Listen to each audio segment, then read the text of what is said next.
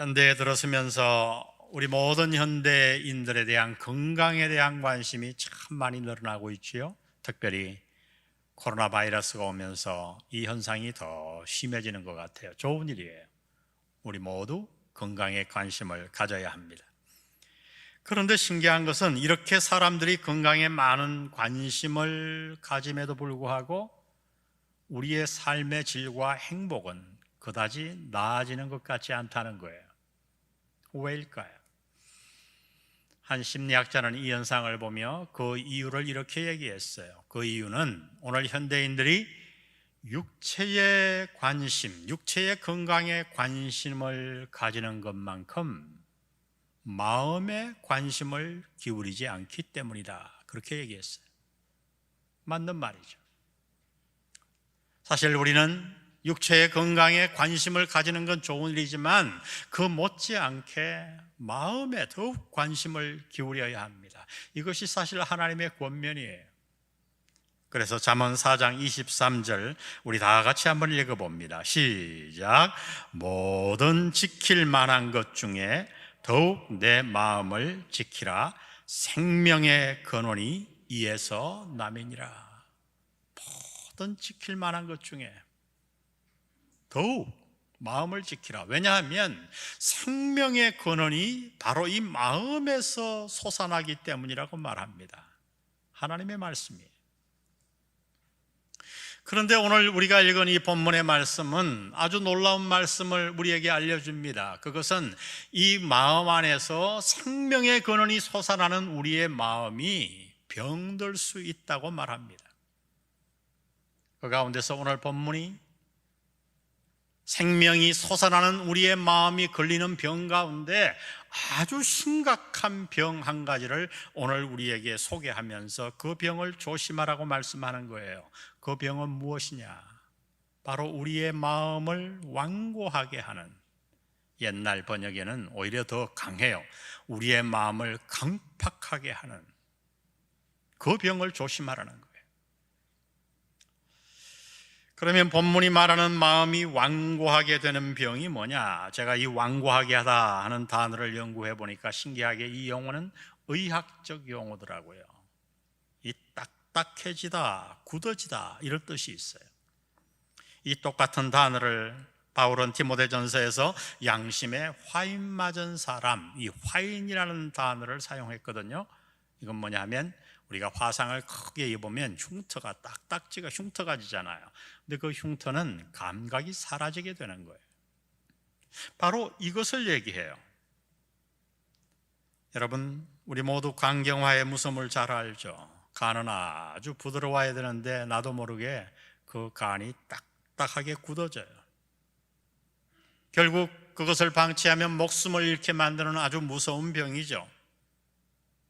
그런데 오늘 본문은 이 간경화만큼이나 훨씬 더 무서운 마음을 딱딱하게 하는 병, 마음이 완고해지는 병에 대해 얘기하는 것입니다. 이 마음이 완고해진다 하는 말은 마음이 무감각해져서, 특별히 어디에 무감각해지는가? 하나님의 은혜와 하나님의 말씀에 대해 마음이 딱딱하게 굳어가는 거예요. 분명히 하나님도 알아요. 말씀도 알아요. 천국도 알고 구원도 알고 예수님도 알고 성령님도 알고 다 알아요. 그런데 하나님의 말씀을 읽고 큐티를 하는데, 설교를 듣는데 별 감동이 없는 거예요. 죄에 대한 말씀을 읽거나 설교를 들으면 마음에 애통해하고 회개에 이르러야 되는데 전혀 회개할 마음이 일어나지 않는 거예요. 여러분, 나도 모르게 마음이 완고해진 것입니다. 성경은 이것을 영혼을 파괴하는 아주 무서운 병이라고 경고합니다. 모든 병이 걸리면 그 결과가 있죠. 증상이 나타나죠. 우리가 마음을 방치한 채로 우리 마음에 완고하게 되는 이 바이러스 병을 그냥 방치하게 되면 어떤 결과가 우리에게 찾아오는가? 오늘 본문은 두 가지 심각한 결과를 얘기합니다. 첫 번째로는 살아계신 하나님에게서 떨어진다. 아주 충격적인 결과죠. 12절에 보니 형제들아, 너희는 삼가 혹 너희 중에 누가 믿지 아니하는 악한 마음을 품고 살아계신 하나님에게서 떨어질까 조심할 것이요. 이 하나님에게서 떨어진다, 어떤 의미일까요? 구원을 잃어버린다는 말일까요? 아니지요. 구원은 잃어버릴 수 없어요. 그러면 이 말은 무엇이냐 하면, 이 말은 구원은 받았지만 이 땅을 살아가는 동안 생명 되신 하나님과 아무런 상관이 없는 삶을 살게 된다는 거예요. 그래서 마음에 은혜도 없고 기쁨도 없고 삶 속에서 일어나는 하나님의 능력과 도우심을 전혀 체험하지 못해 간증할 게 없어요. 여러분, 한겨울에 등산을 가 산에 올라가 보면 모든 나무가지가 다 잎이 없어지고 죽어 있는 것처럼 보여요. 그런데 그 나무가지는 사실 두 종류가 있어요. 죽어 보이지만, 똑같지만 생명이 있는 가지와 생명이 없는 가지가 있죠. 언제 결판 나나요? 봄이 오면. 다 죽어 있는 것 같은데 어떤 가지는 거기서 잎이와 싹이 나고 막 잎이 자랍니다. 근데 어떤 가지는 아무런 변화가 없지요. 놀랍게도 오늘 본문은 구원받은 우리의 삶이 이 땅에서 이렇게 죽은 가지가 될 수 있다고 말씀합니다. 어떨 때에? 우리의 마음이 완고해질 때에. 마음이 완고해지면 구원은 받았지만 죽어 천국에 갈지는 모르지만 이 땅에 사는 동안 살아계신 하나님께로부터 완전히 떨어진 삶을 산다는 거예요. 마음이 딱딱해지고 완고해지면 살아계신 하나님께서 떨어지게 됩니다. 두 번째, 하나님이 말씀하시는 결과는 하나님의 안식에 들어가지 못한다고 말합니다. 사실 똑같은 얘기인데 강조하시는 거죠. 11절에 보세요. 내가 노하여 맹세한 바와 같이 그들은 내 안식에 들어오지 못하리라 하였다 하였느니라. 이 말씀은 출애굽한 이스라엘 백성을 두고 하신 말씀입니다.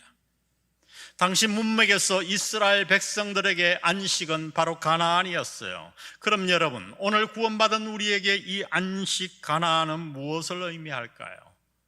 구원일까요? 아니요. 출애굽한 자들은 이미 다 구원받은 거예요. 그러면 여기서 말하는 가나안 안식은 뭐냐? 구원받은 이후에 하나님과 더불어 살아가면서 누리는 하늘로부터 내려오는 놀라운 축복들이에요. 히브리서 4장에 보면 너희는 이미 안식에 들어갔다라고 말합니다. 그리고 나서 또 뭐라 그러냐면 동시에 안식에 들어가기를 힘쓸지니라. 이게 도대체 뭔 말이냐? 구원과 같아요. 지난주에 제가 설교한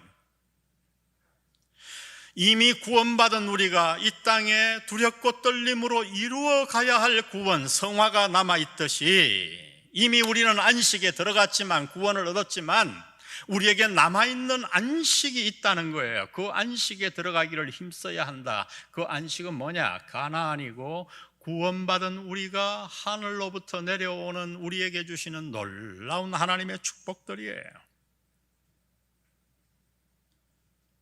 여러분, 우리가 구원받고 하나님의 자녀가 되었음에도 불구하고 우리가 잘못하면 이 땅에 사는 동안 이 안식에 들어가지 못할 수 있다고 말씀합니다. 어떤 때에?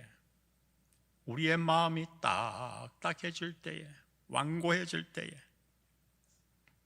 그 결과는 무엇인지 아나요? 이 땅을 사는 동안 믿지 않는 사람들과 똑같은 삶을 사는 거예요.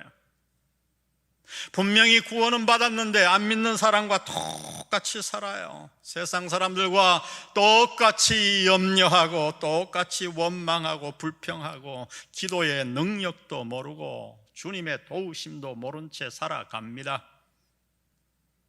세상 사람들이 기뻐하는 조건 나도 똑같이 기뻐하고, 세상 사람들이 절망할 때 나도 똑같이 절망하며 그렇게 살아요. 하나님에게서 떨어지고 하나님의 안식을 맛도 못 보고 살아가는 불행한 삶이에요.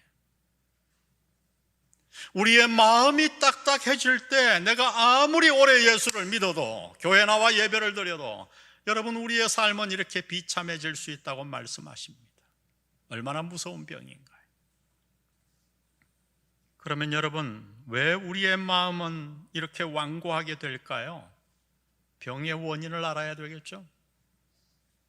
오늘 본문은 우리의 마음이 완고하게 되는 병의 원인, 바이러스의 원인 세 가지를 우리에게 알려주십니다. 아주 중요한 말씀이에요. 첫 번째, 언제 우리의 마음이 완고하게 되는가? 우리의 마음이 자꾸만 미혹될 때. 다 같이 미혹. 10절에 보니 그러므로 내가 이 세대에게 노하여 이르기를 그들이 항상 마음이 미혹되어 내 길을 알지 못하는도다. 이 미혹된다 하는 말은 방황하는 마음이에요. 다스림이 없는 마음.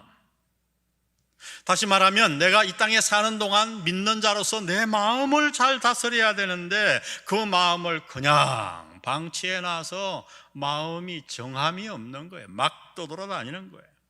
뭐가 옳은지 뭐가 그런지 그저 마음이 가는 대로 버려두고 사는 거예요. 믿지 않는 사람들의 마음이죠. 여러분, 이렇게 되면 우리의 마음은 마치 바람에 나는 겨와 같이 요동치게 됩니다. 특히 어디에 의해서 요동치는가? 내가 처한 환경에 따라. 바람이 조금만 불고 어려움이 오면 낙심하고 짜증내고 분노하고 절망해요. 이 미혹되는 마음을 우리에게 명확하게 가르쳐주기 위해서 히브리 기자는 출애굽기 17장의 사건을 우리에게 예로 들어줘요. 이스라엘 백성이 신광야에서 르비딤으로 가는 과정에 불행하게도 물이 떨어졌어요. 여러분, 사막에서 물이 떨어진 경험을 해보셨나요? 얼마나 힘들었을까요? 아마 오늘 코로나19를 겪는 우리와 같은 환경이 되었을 겁니다. 그러자 백성들이 원망을 하기 시작해요. 그 원망하는 백성들을 보고 모세가 나아가 설교하며 타이릅니다. 원망하지 말라고, 목마름이 비록 힘들지만 하나님을 시험하지 말라고, 오히려 그분을 믿고 하나님이 이 사막 가운데 물을 떨어뜨리신 그 이유, 뜻이 있을 거니까 그 하나님을 믿고 하나님을 시험하지 말라고. 그러나 이스라엘 백성들은 그 말을 듣지 않고 원망합니다. 그리고 뭐라고 얘기하는지 알아요? 차라리 애굽에 우리를 그냥 둘 것이지 왜 우리를 구원해가지고 하고 원망하는 거예요. 그때 하나님이 나타나셔서 해결책을 주십니다. 마침 그곳에 큰 바위가 있었는데 하나님이 말씀하십니다. 모세야, 내가 저 바위 위에 서리니 너는 저 홍해를 갈랐던 그 지팡이로 바위를 치거라. 모세가 그 바위를 쳤어요. 누구를 친 겁니까? 바위 위에 하나님이 서셨으니 하나님이 맞으신 거예요. 사도 바울은 훗날 고린도전서 10장에서 이 바위가 반석이 바로 성자 하나님 예수 그리스도셨다고 말합니다. 백성들의 원망에도 불구하고 그 원망의 죄를 사하시고 생명수를 주시기 위해 결국 성자 하나님이 이 땅에 오셔서 모세의 지팡이에 맞은 정도가 아니라 십자가 위에서 몸을 다 찢기시고 우리에게 생명수를 주셨어요. 이 사건 후에 모세는 그곳 이름을 두 가지로 지었어요. 마사와 무리바. 마사는 시험이고 무리바는 다툼이에요. 하나님의 택함받은 백성들이 하나님과 다투고 그분을 시험했기 때문에 이 이름을 지었지요. 수많은 하나님의 베푸신 기적을 보고 은혜를 입고 홍해가 갈라져 애굽의 그 고통스러운 종살이에서 해방되었음에도 불구하고 잠시의 목마름으로 인해 하나님을 시험하고 하나님과 다투는 것, 여러분, 이것이 바로 미혹된 마음이에요. 오늘 교회 안 성도들에게도 이러한 자들이 있습니다. 분명히 확인해 보면 구원을 받았어요. 출애굽했어요. 하나님의 은혜도 알아요. 구원도 알아요. 그런데 어려움이 오면 자꾸만 주위 사람들과 다퉈요. 가정에서도 식구들과 자꾸 다퉈요. 이유가 뭐냐? 영적인 성장을 위한 게 아니에요. 목이 마른 거지요. 어려운 거지요. 원망합니다. 환경이 좋을 때는 열심히 주를 섬겨요. 그러나 조금만 어려워지면 원망하고 사람들과 다투고 심지어 하나님과 다툽니다. 하나님이 어디 계셔? 믿어도 다 소용없어. 미혹된 마음이에요. 우리가 자꾸 이렇게 어려운 환경에 내 마음을 미혹되게 버려두면 하나님 말씀합니다. 나도 모르게 내 마음이 완고해진다고요. 딱딱해진다고요. 마음이 미혹될 때 우리의 마음은 완고해집니다. 두 번째, 어떨 때의 마음이 완고해지는가? 불신의 마음이에요. 다 같이 불신. 12절에 보니 형제들아 너희는 삼가 홍 너희 중에 누가 믿지 아니하는 악한 마음을 품고 살아계신 하나님에게서 떨어질까 조심할 것이요. 우리가 자꾸 하나님을 믿지 아니할 때 우리의 마음이 딱딱해진다고 말합니다. 이 불신의 마음이 뭘까요? 이건 역시 명확하게 하나님은 설명하시기 위해서 민수기 14장에 기록되어 있는 가데스 바네아의 이야기를 들려주십니다. 가데스 바네아는 가나안 땅에서 아주 가까운 곳이었어요. 이스라엘 백성들은 출애굽하고 얼마 되지 않아 거기 도착했어요. 그냥 들어갔으면 다 가나안에 들어갔을 거예요. 근데 그들은 하나님을 의심해서 정탐꾼을 보내야 된다고 요청합니다. 12명의 정탐꾼을 보내왔는데 그들이 40일간 정탐을 하고 돌아와서 보고를 해요. 여호수아와 갈렙은 이렇게 외칩니다. 그들은 우리의 밥이다. 들어가자. 들어가기만 하면 그 땅은 우리의 것이 된다. 그런데 나머지 10명의 정탐꾼들은 정반대의 얘기를 합니다. 그 땅은 우리를 삼키는 땅이다. 우리가 가서 봤는데 거기에 사는 사람들, 거인들이 얼마나 많은지, 얼마나 큰지, 그들에 비하면 우리는 메뚜기 같다. 여러분, 도대체 똑같은 땅을 보고 왔는데 어떻게 이렇게 상반된 보고를 내놓는 거지요? 각각 다른 곳을 보고 왔나요? 아니요, 똑같은 땅을. 여러분, 이 부정적인 보고에 일리가 있어요. 그 땅은 여리고 성이 있었고 강건한 민족들이 자리 잡고 있었고 실제로 거인들이 있었어요. 골리앗의 후손들, 그들이 있었어요. 그러나 같은 땅을 보고 왔는데 왜 이렇게 달랐는가? 문제를 오늘 성경은, 하나님은 말합니다. 왜 평가가 달라졌는가? 그 이유는 바로 믿음과 불신의 차이였다는 거예요. 여호수아와 갈렙은 하나님을 믿는 믿음으로 그 땅을 바라봤어요. 그래서 지금까지 우리를 출애굽시키시고 기적으로 보여주시고 만나로 먹이시고 그 살아계신 하나님이 우리를 그 땅으로 인도하시고 그 땅을 차지하게 할 거다 하는 믿음의 눈으로 보니까 당연히 그렇게 보이는 거예요. 그러나 나머지 10명은 믿지 않는 불신의 눈으로 보았습니다. 불행하게도 이스라엘의 모든 백성들은 여호수아와 갈렙이 아닌 10명의 보고를 따라 원망하고 모세를 돌로 쳐 죽이려고 합니다. 그때 하나님이 나타나셔서 가데스 바네아에서 그들을 행로를 바꾸시어 정탐했던 40일의 하루를 1년으로 계산하여 그들은 40년 동안 광야를 방황하다가 하나님이 예비하신 가나안에 들어가지 못하고 다 죽었어요. 여호수아와 갈렙과 2세들만이 가나안에 들어갔어요. 너무나 큰 비극입니다. 여러분, 오늘도 마찬가지예요. 똑같은 일이 반복되고 있어요. 우리는 문제가 환경이라고 생각합니다. 여러분, 전혀 그렇지 않아요. 문제는 환경이 아니라 바로 우리들의 믿음입니다. 불신이 무엇인가요? 교회에 나와 성경 공부하고 예배드리고 아멘 하지요. 그러나 가정에서, 사업장에서 전혀 하나님의 손길을 믿지 않고 살아가요. 언제나 인간적인 방법과 하나님 사이에 서면 세상의 꾀를 따릅니다. 기도하지 않아요. 그래서 교회 생활과 바깥 생활이 딱 구분되어지는 거예요. 교회에서는 굉장히 하나님을 믿는 것 같은데 가정에 돌아가면 아니에요. 그 삶을 하나님이 이렇게 보면 도저히 예배로 받으실 수가 없는 거예요.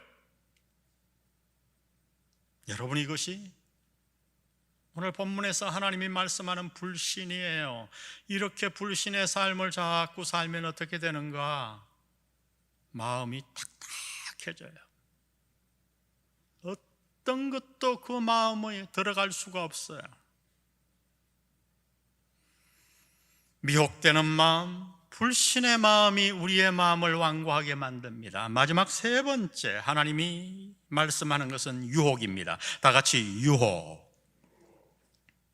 13절에 보니 오직 오늘이라 일컫는 동안에 매일 피차 권면하여 너희 중에 누구든지 죄의 유혹으로 완고하게 되지 않도록 하라. 여러분, 유혹은 누구에게나 있는 거죠. 그런데 여기서 말하는 유혹은 뭐예요? 유혹은 뿌리치고 기도하고 막아야 되는데 그 유혹에 나를 반응하게 두는 거예요. 여러분, 주위에서 보세요. 유혹에 나를 방치하는 사람들을 보세요. 그 마음이 얼마나 완고하게 됩니까? 여러분, 마음이 완고하게 되는 이 무서운 병에 우리는 왜 걸리는가? 우리의 마음을 막 방황하도록 미혹되게 방치하고 하나님을 붙들기보다 환경을 보고 불신의 마음을 자꾸 키우고 유혹이 올 때 그 유혹을 막지 않고 방치할 때에 우리의 마음은 나도 모르게 무섭게 완고하게 강팍하게 탁탁해져 버립니다. 그 결과는 뭐예요? 구원은 받았지만 이 땅에 사는 동안 살아계신 하나님께로부터 떨어져 나가 죽은 가지처럼 살아요. 하늘로부터 내려오는 놀라운 축복, 어떤 환경도 이기는 하나님의 안식을 맛보지 못하고 그냥 세상 사람과 똑같이 사는 거예요.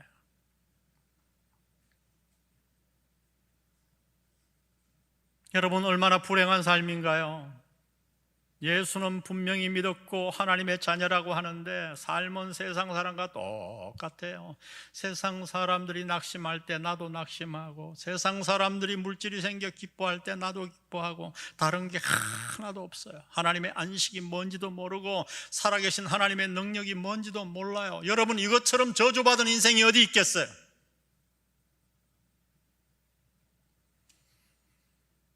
우리의 마음이 완고하게 될 때 이 결과가 우리의 인생입니다. 그러면 여러분, 이렇게 무서운 마음을 완고하게 하는 병을 어떻게 치료할 수 있을까요? 오늘 하나님은 본문에서 딱 한 가지를 우리에게 가르쳐 주십니다. 우리 다 같이 한번 읽어봅니다. 시작. 하나님의 말씀으로 마음을 가꾸라. 비결은 딱 하나예요. 하나님의 말씀으로 마음을 가꾸라. 오늘 현대인들의 수명이 이렇게 길어진 데에는 현대의학의 발달이 그 공로가 핵심에 있지요. 그 가운데 특별히 수술을 한번 생각해 보세요. 요즘 많이 문제가 되는 것들은 다 수술로 해결해 버려요. 심장 혈관이 막히면 그걸 스턴트로 뚫고, 그것도 안 되면 여길 갈라가지고 혈관을 이어받고, 그러니까 수명이 자꾸 늘어나죠. 썰개에 문제가 생기면 그냥 떼어내고, 뼈가 부러지면 쇠를 박아갖고 이전의 뼈보다 훨씬 더 튼튼하게 만들고, 여러분, 수술의 덕을 엄청나게 보고 있는 거예요. 그러면 여러분, 우리의 마음이 병들면 이 마음을 무엇으로 수술할 수 있을까요? 내 마음이 나도 모르게 완고해졌어요.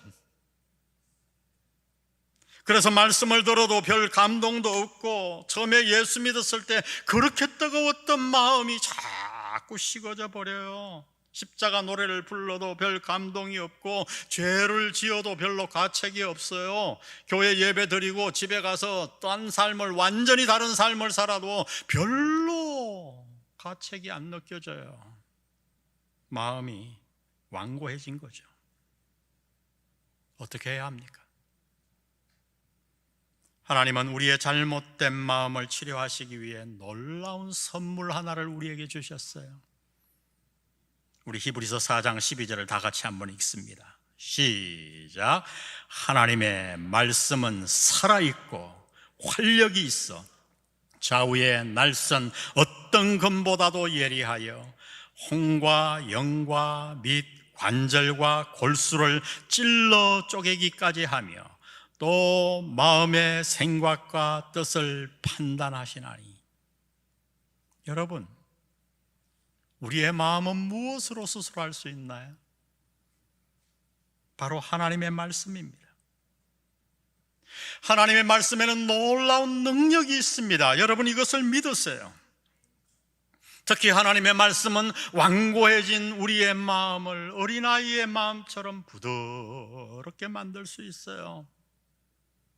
그래서 오늘 본문을 보면 계속 반복되는 말씀이 이렇게 나옵니다. 3장 7절에 보니 그러므로 성령이 이르신 바와 같이 오늘날 너희가 그의 음성을 듣거든 말씀이 울려 퍼지거든. 15절에 보니 성경에 일렀으되 너희가 그의 음성을 듣거든. 말씀에는 분명히 능력이 있어요. 근데 문제는 뭐냐? 그 말씀을 내가 어떻게 듣느냐, 다시 말하면 어떻게 받아들이느냐 하는 것입니다. 우리는 저 유명한 예수님의 비유를 기억합니다. 우리의 마음밭을 얘기하는 거예요. 길가와 같은 밭, 돌짝밭, 가시밭, 옥토. 충격적인 건 뭐예요? 이렇게 능력 있는 하나님의 말씀이 우리의 마음 어떤 곳에 와서는 뿌리도 못 내리고 죽어요. 길가와 같은 마음, 돌짝밭, 가시밭에선 자라는 듯 하다가 죽어요. 놀라운 말씀이에요. 어떤 마음에서 열매를 맺는가? 옥토. 어떤 마음일까요? 주의 말씀을 받는 마음이에요. 우리가 하나님의 말씀을 받기만 하면, 하나님의 말씀이 능력이 있어서 진실로 받으면 그 말씀은 우리를 치유합니다. 수술합니다. 마음을 완전히 바꾸어 주십니다. 아멘. 여러분, 교회사에 참 놀라운 일이 많은데요, 그 가운데 1787년 영국의 바운티호에 얽힌 이야기가 있어요. 바운티호에 많은 사람들이 한 섬을 향해 떠나게 됩니다. 그 배에는 노예를 가득 싣고 떠났어요. 왜? 무인도의 큰 섬을 개척하기 위해. 그래서 수년이 걸쳐서 그 섬을 다 사람이 살 수 있도록 개척했어요. 그리고 이제 영국에 돌아가야 되는데 그 노예들이 가만히 보니 영국에 돌아가 봐야 또 노예 생활할 것 같거든요. 그래서 어떻게 했는가? 그 선원들과 따라온 공무원들을 다 죽이고 자기만의 세상을 만들었어요. 이제 뭐 완전히 노예 해방이니까 마음대로 살자. 그래서 술을 만들고 위스키를 만들고 아주 방탕한 삶을 살았는데 그 수가 대단해서 영국 정부도 어떻게 하지 못하고 그냥 방치해뒀어요. 근데 20년이 지난 어느 날 누군가 그 섬에 갔는데 충격을 받았어요. 그 섬이 달라져 있는 거예요. 사람들이 표정이 좋고 편안하고 서로 배려하고 질서를 지키고. 어떻게 됐는가? 그가 연구해 봤는데 놀라운 일을 발견했습니다. 어느 날 그 노예 가운데 알렉산더 스미스라고 하는 사람이 처음에는 뭐 자유를 얻고 방탕하니까 좋았는데 하나님의 형상으로 지음받은 사람이잖아요. 마음이 허했어요. 그래서 자기들이 타고 왔던 그 배에 올라가 배를 막 뒤졌는데 한 칸에 가니까 많은 똑같은 책들이 있는 거예요. 성경이었어요.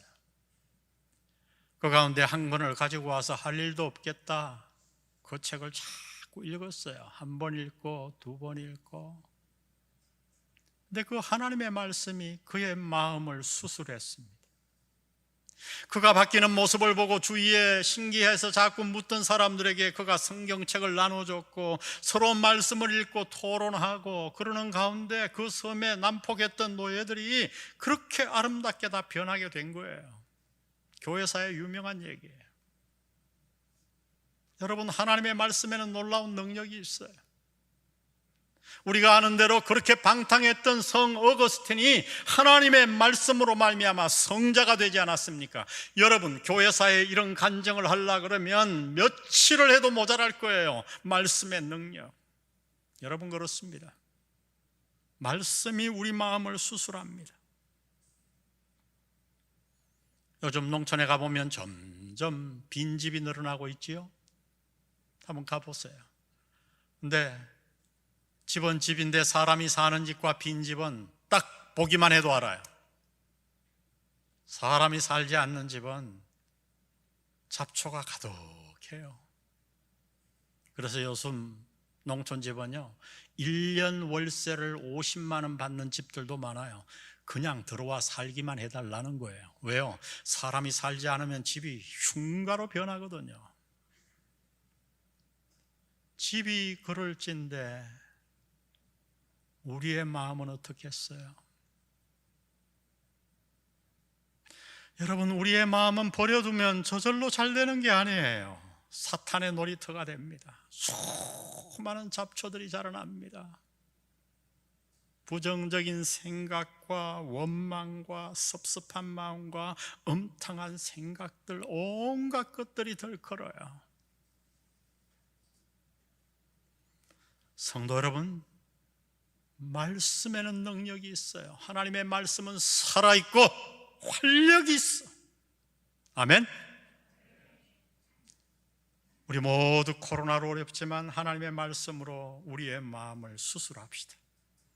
세상 사람들은 코로나로 말미암아 그 마음이 탁탁해져 가더라도 우리는 이 마음을 굳게 하는, 완고하게 하는 병을 물리치고 살아계신 하나님에게 다가가 하나님의 안식에 들어가서 항상 기쁘게 웃으며 사랑을 나누고 베풀고, 여러분 얼마나 좋은 인생이에요. 이 짧은 인생.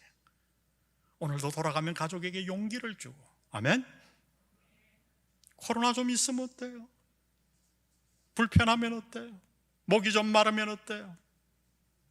살아계신 하나님을 믿으며 살아가는 여러분 되시기를 주의 이름으로 축복합니다. 하나님의 말씀에 능력이 있는 이유는 이 말씀의 저자가 바로 성령 하나님이기 때문이에요. 한국교회는 자꾸 말씀과 성령을 분리하는데 전 답답해 죽겠어요. 여러분, 말씀은 곧 성령이에요. 왜? 말씀의 저자가 성령 하나님.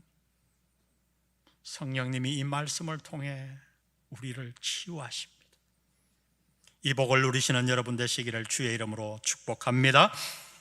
오늘 이 말씀 생각하면서 우리 찬양, 선조들이 많이 불렀던 찬양이죠. 빈들의 마른 풀같이 시들은 나의 영혼, 주님의 허락한 성령 간절히 기다리네. 우리 정말 간절히 기다리는 마음으로 이 찬양 주님 앞에 드립니다. 가사로 띄워주세요.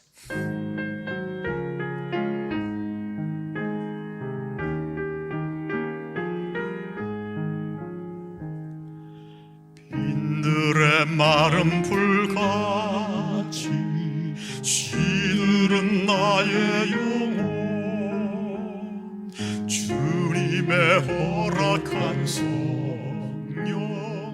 간절히 기다리네. 가물어 메마른 땅에 단비를 내리시니 성령의 단비를 부어 새 생명 주옵소서. 반가운 빗소리 들려 산천이 춤을 추네.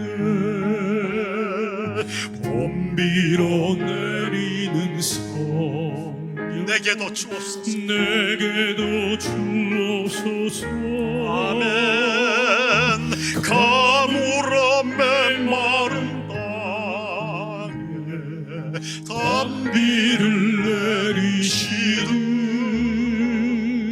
성령의 단비를 부어 새 생명 주옵소서. 절 따라 우러를 내려 초목이 무성하니 갈급한 내 심령이 성령을 부소서. 가물어 메마른 땅에 단비를 내리시는 성령의 단비를 부어 새 생명 주옵소서. 우리 두 손 가슴에 얹고 기도하고 돌아갑니다. 여러분 마음을 살펴보십시오. 마음이 딱딱해졌나요? 여러분 처음 예수 믿었을 때, 뜨거웠을 때 그 마음을 기억해 보십시오. 처음 가정을 이루어 자녀를 낳고 그렇게 감사했는데 세월이 가며 부부간에 막힌 담이 쌓이고, 그러나 그 담을 기도하지 않고 간절히 구하지 않고 그대로 둔 채 살아가고 있지는 않습니까? 주님, 내 마음이 딱딱해졌습니다. 아뢰십시오. 말씀에 능력이 있습니다. 성령을 보내주셔서 아버지, 내 딱딱한 마음을 수술해 주옵소서. 빈들의 마른 불 같던 내 마음을 성령의 단비로 적셔 주옵소서. 우리 다 같이 기도하고 돌아갑니다. 기도합니다. 하나님 아버지, 오늘 이 말씀 우리에게 들려주셔서 감사합니다. 영혼의 바이러스, 우리의 마음이 완고해지고 강팍해지는 오늘 말씀을 듣고 보니 아버지 하나님, 나도 모르게 우리의 마음이 너무 완고해졌습니다. 이 마음을 그대로 잡초가 있는 채로 방치하고 살아왔습니다. 아버지 하나님, 오늘 말씀을 듣고 능력의 말씀, 내 마음을 수술하는 능력의 말씀, 살아있는 말씀, 활력있는 말씀, 말씀의 저자이신 성령께서 우리의 마음을 수술해 주시기를 간절히 빌고 원하옵나이다. 아버지 하나님, 우리 성도들의 마음을 주께서 아버지 하나님 수술해 주옵소서. 완고한 마음이 어린아이 마음처럼 옥토가 되어 30배, 60배, 100배의 결실을 맺는 놀라운 말씀이 되게, 마음이 되게 하나님이 저들의 마음을 아버지께서 축복하시고 아버지께서 저들의 가정을 지켜주옵소서. 지켜주옵소서. 우리 4절의 말씀을 다 같이 한번 읽습니다. 참되신, 시작. 참되신 사랑의 언약 어길 수 있사오랴. 오늘의 흡족한 은혜 주실 줄 믿습니다. 여러분 믿습니까? 질문하는 거예요. 참되신 그 사랑의 언약을 하나님이 어떻게 어길 수 있겠는가? 여러분, 우리의 마음이 딱딱해져도 괜찮아요. 돌이키기만 하면 돼요. 하나님 도와달라고, 성령 하나님 도와달라고. 그럴 때 하나님은 오늘의 흡족한 은혜, 내 사정을 아시는 주님, 오늘에게 내게 필요한 하늘의 은혜를 우리에게 주실 줄 믿습니다. 우리 강한 마음으로 이 4절 찬양하고 오늘 예배 마칩니다. 참되신 사랑의 언약 어길 수 있사오랴. 오늘의 흡족한 은혜 주실 줄 믿습니다. 아멘. 가물어 메마른 땅에 단비를 내리시는 성령의 단비를 부어 새 생명 주옵소서.